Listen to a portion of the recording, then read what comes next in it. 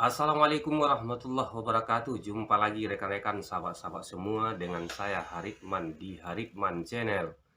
Oke, baik kawan-kawan semua, pada pertemuan kali ini saya akan coba tayangkan video terkait bagaimana membuat proposal yang baik, proposal yang cepat direspon oleh pihak pemilik dana CSR, atau CSR ini kepanjangannya Corporate Social Responsibility.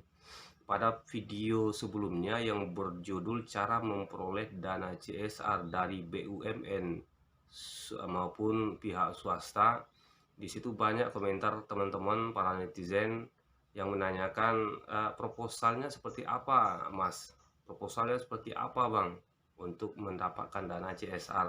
Nah, pada pertemuan kali ini saya akan berikan informasi lebih detail terkait proposal sehingga kawan-kawan tidak ragu lagi, sehingga ya diharapkan proposal kawan-kawan cepat diterima dan direalisasikan oleh pemilik dana CSR.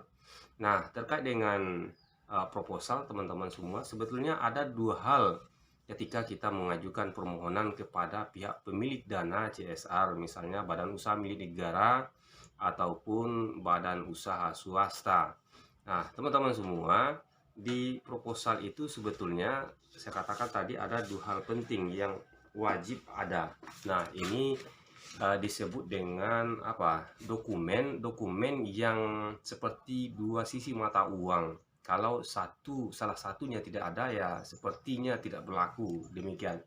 Nah, di tangan saya ini ada dua dokumen, teman-teman semua. Yang pertama, yang satu lembar ini bagian penting sebetulnya. Ini disebut dengan permohonan.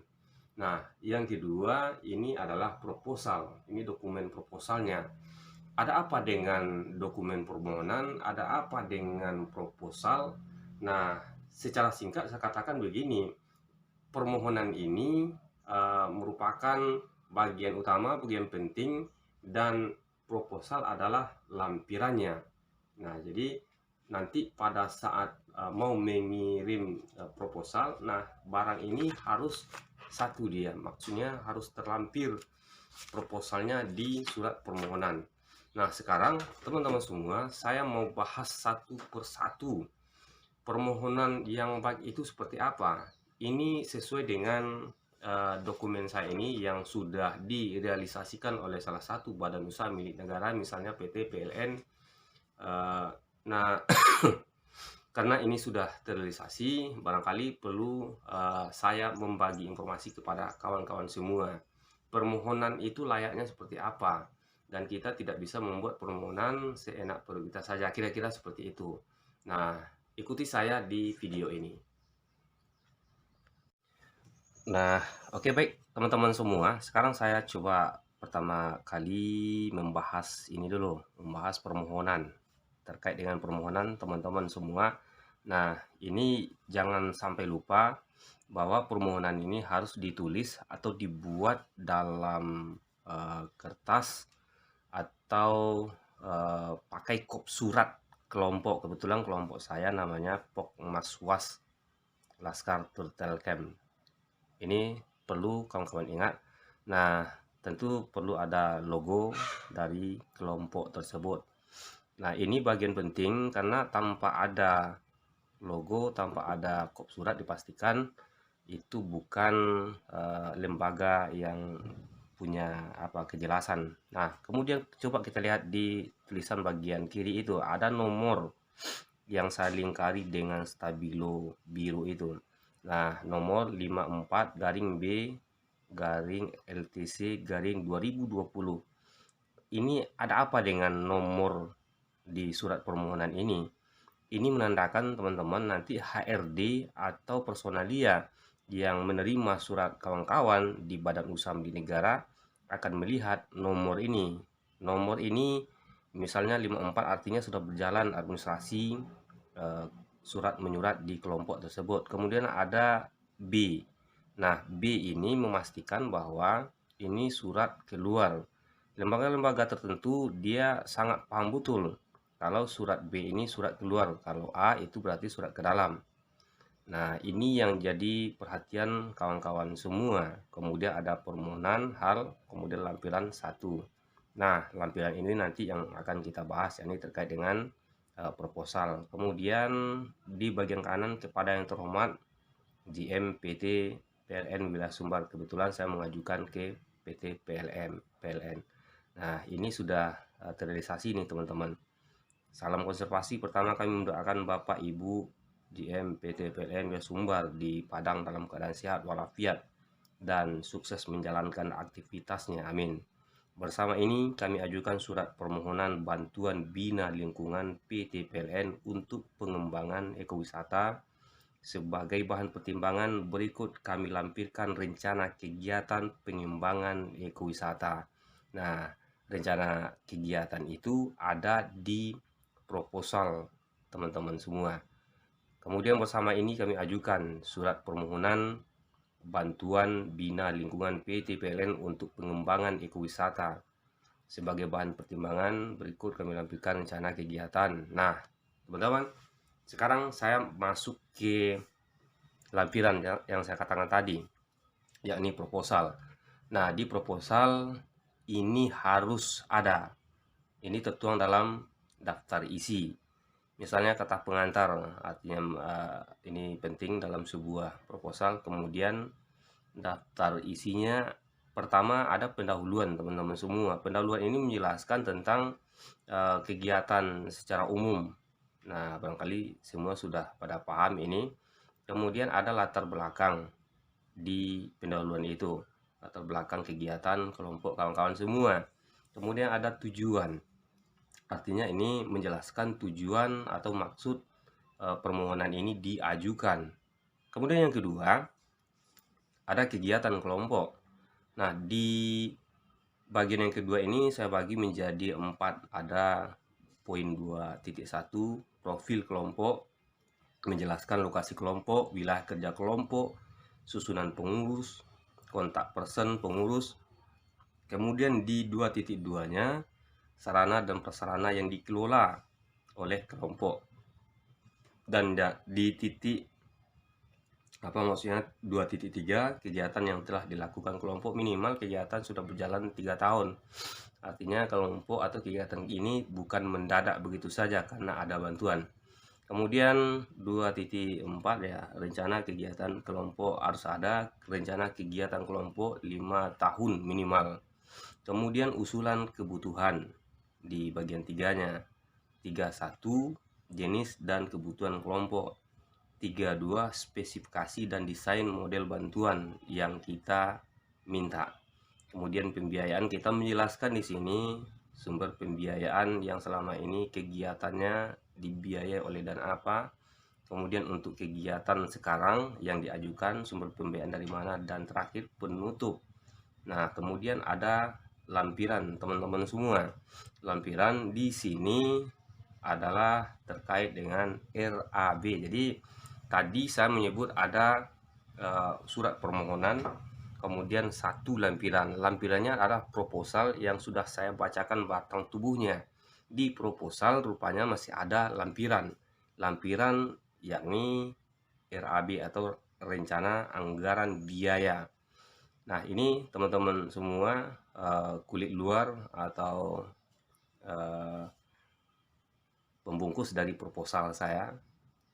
Jadi ada tulisan proposalnya di sana, atau bahasa lainnya adalah cover ya. Harus jelas judulnya itu apa, misalnya bantuan sarana atau prasarana konservasi penyu. Kebetulan kegiatan saya kegiatan konservasi penyu. Nah, kemudian tentu sebagai pemanis barangkali perlu ada foto kegiatan. Ini foto kegiatan saya, kegiatan lingkungan atau kegiatan konservasi penyu. Dan di covernya itu memang harus jelas diajukan oleh siapa. Nah, kebetulan ini diajukan oleh Laskar Pemuda Perlingkungan. Oke, teman-teman semua, saya mau membahas sedikit soal RAB Museum Penyu. Ini misalnya salah satu yang saya usulkan. Nah, di RAB Museum Penyu itu harus ada judul yang jelas, kemudian ada tertera desa, kemudian kecamatan, kabupaten, provinsi, dan kebetulan di sini Desanya Amping Utara, Kecamatan Suta, Kabupaten Pesisir Selatan, Provinsi Sumatera Barat.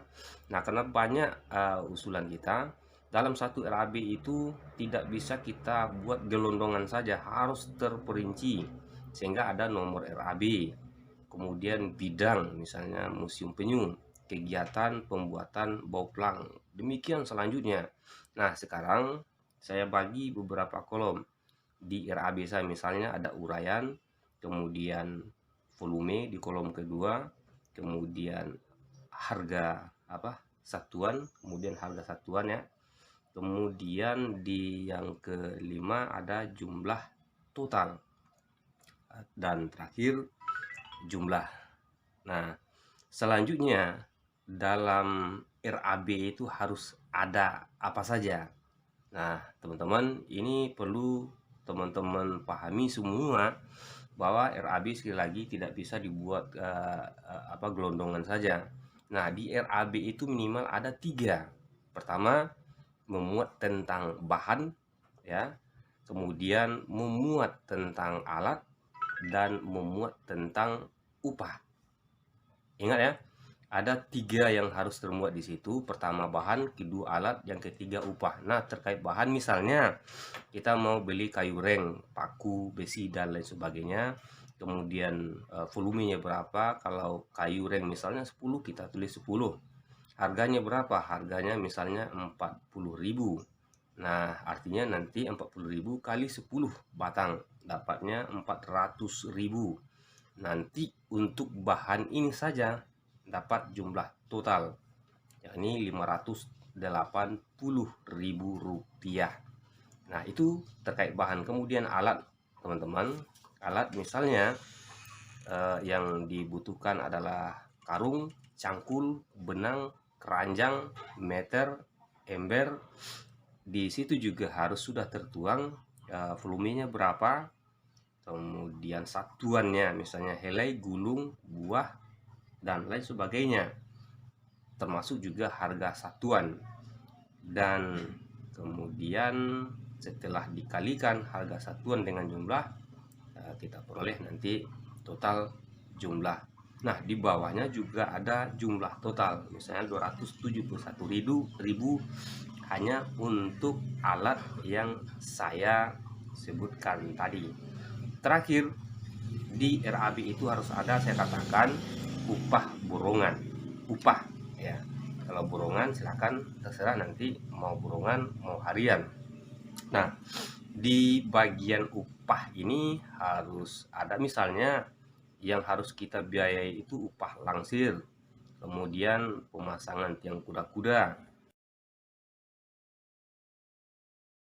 Oke, baik rekan-rekan, sahabat-sahabat semua yang sudah menyaksikan video ini. Tadi saya sudah jabarkan bagaimana surat permohonan, kemudian bagaimana lampirannya berupa proposal.